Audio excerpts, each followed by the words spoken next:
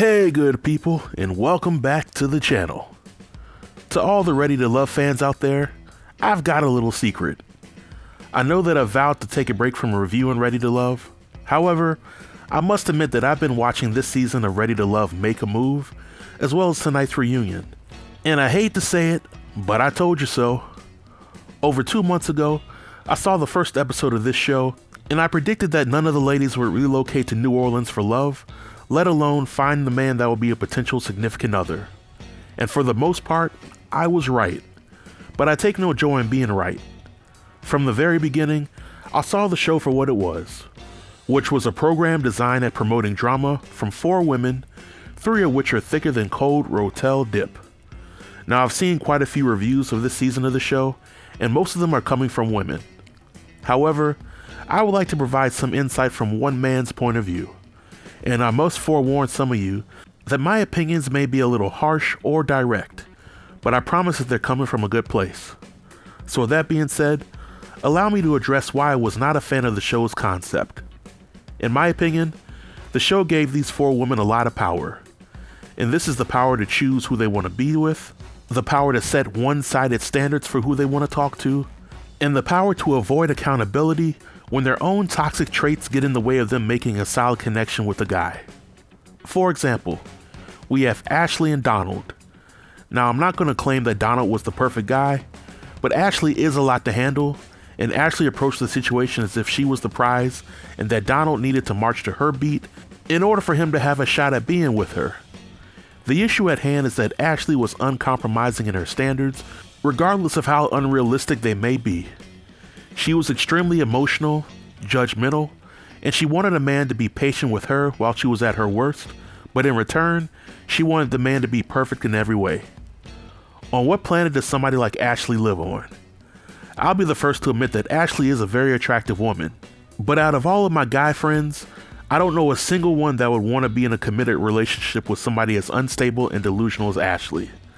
I'm speaking from one guy's perspective, but most guys that I know would either run as far away from Ashley as possible, or they would say whatever she needed to hear to get her guard down and give her that good old pickle tickle, and once the buns were cracked, those dudes would run off like a thief in the night.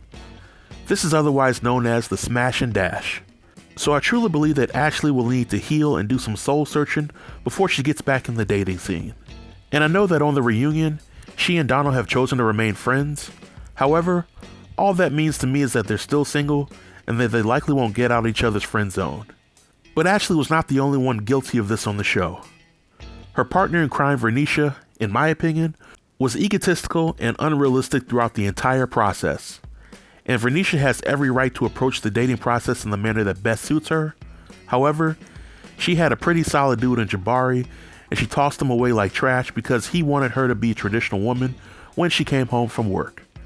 If Risha doesn't want to be a traditional woman, then again, that is her right. But she also expected Jabari to be a traditional man when it benefited her, while allowing her to lead when it benefited her as well. In my opinion, Risha shouldn't have been on the show like this, because she was simply looking for that 1 in a million guy, and she's not a 1 in a million woman. Next, there's Sharice, and aside from her constant bickering with Zadia, I wasn't a fan of how she sat back like a diva with every guy and expected them to entertain her. I know that she ultimately settled with Maurice, but if we're being honest, I really didn't detect any romantic chemistry between the two of them, especially during the reunion. I truly believe that they are hanging out and they might even be friends, but I don't think that Maurice is moving to Miami, and I definitely don't think Sharice is going to be moving to New Orleans. And lastly, if I had to feel sorry for anybody this season, then it would be Zadia. Zadia had a little bit of diva in her when deciding which guy she wanted to choose from, but when she finally settled on Cameron, it seemed like he might be genuine. However, slowly but surely Cameron began to leave breadcrumbs, which indicated he simply was not interested in Zadia. Zadia for some reason didn't get the hint, and she still kept Cameron around.